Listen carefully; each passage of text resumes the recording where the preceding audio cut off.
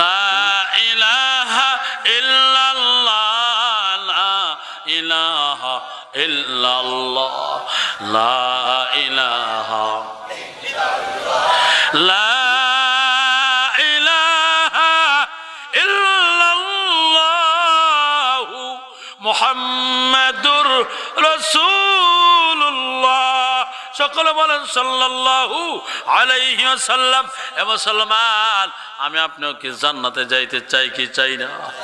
আরো জোরে বলেন, চাই কি চাই না? ও মুসলমান, জান্নাতে যদি যাইতে হয় চারটা গুণের প্রতি আমল করতে হবে। চারটা গুণ অর্জন করতে হবে। কয়টা গুণ বলেন? আরো জোরে বলেন, কয় গুণ? আরো জোরে বলেন, কয় গুণ? আয়াতে কারিমাতুল আইয়ুহাল্লাযীনা আমানু ইসবিরু ওয়াসাবিরু ওয়ারাবিতু ওয়াত্তাকুল্লাহা লাআল্লাকুম তুফলিহুন। আল্লাহু আকবার বলেন।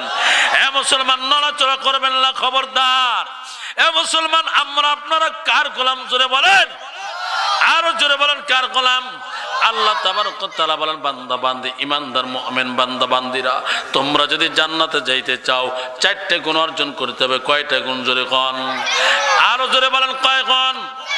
এ মুসলমান, চার গুণ সম্পর্কে আলোচনা করার সময় নাই। একটা গুণের কথা বলে আলোচনা শেষ করব। মাত্র 20 থেকে 25 মিনিট কয়েকটা কথা বলে যাই। কান লাগা শুনেন মুসলমান। আল্লাহ বলেন, মুমিন হতে হলে চারটা গুণ অর্জন করতে হবে। 1 নম্বর ইসবিরু, ধৈর্য ধারণ করবা। 2 নম্বর ওয়াসাবিরু, ধৈর্যের উপর অটল থাকবা। 3 নম্বর ওয়ারাবিতু, ধারাবাহিকভাবে ইবাদত করবা। 4 নম্বর ওয়াত্তাকুল্লাহ, আল্লাহকে ভয় করবা।